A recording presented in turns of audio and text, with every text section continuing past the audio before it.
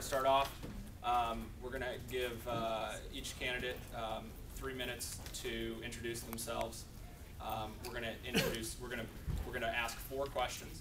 Each candidate is going to have 3 minutes to respond, and we may leave for about 30-second responses if they so choose.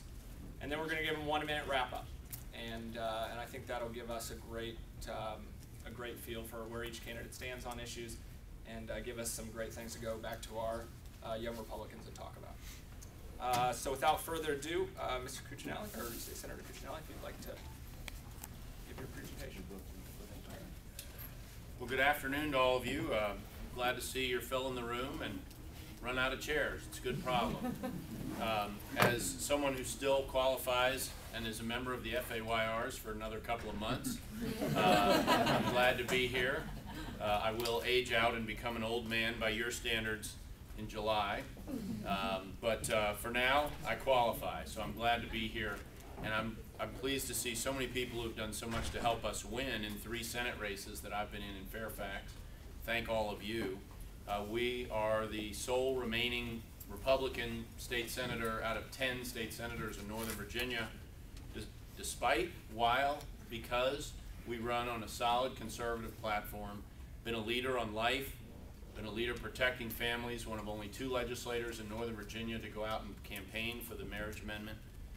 Reining in taxes, you heard Bill and Bob talking about some of the contests we've had on this issue for the last few years, and a lot of these fights, they didn't dwell on it a lot, have been within the Republican Party. And my efforts to restrain government go beyond just taxes. I'm the only senator for the last 7 years to every single year propose more budget cuts than spending every single year.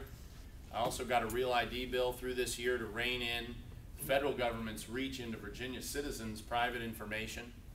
And I believe in reining in government power in all its forms. And the Attorney General's office is plays a very important role in that effort, particularly as our federal government reaches and reaches and reaches for more and more power at the expense of the states, which need to remind the federal government that we are sovereign. And the Attorney General is the one who draws that line in the sand oftentimes. I've also been a strong supporter of the Second Amendment and property rights.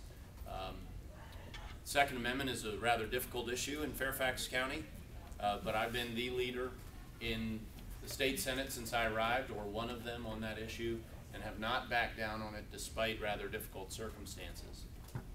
Those issues form the core principles on which we have run, on which we have tried to govern, and on which we're running this race. We also have a track record. I have a track record on criminal justice issues, being on the courts committee for 7 years. The Republicans seized leadership on this issue in the mid-90s with the election of Governor Allen, and we have not relinquished it, and I have been involved in the battles, particularly in the Senate with the Democrats, and trying to maintain the advances we've made, protect our death penalty, and finally tune what we've got. For instance, 1 strike and you're out for sex offenders, targeting gangs and repeat drunk drive offenders. All the issues I've run on for the state Senate are the issues the Attorney General candidate's going to have to run on, and I'm the only candidate in this race that's done that, and done it in the toughest part of Virginia, and won. Bob McDonnell, Bill Bolling, Jerry Kilgore, George Allen, and John McCain all lost my district, and I've won it 3 times with grassroots campaigning, and we can do it statewide with your help, and I would appreciate your support and your help. Thank you.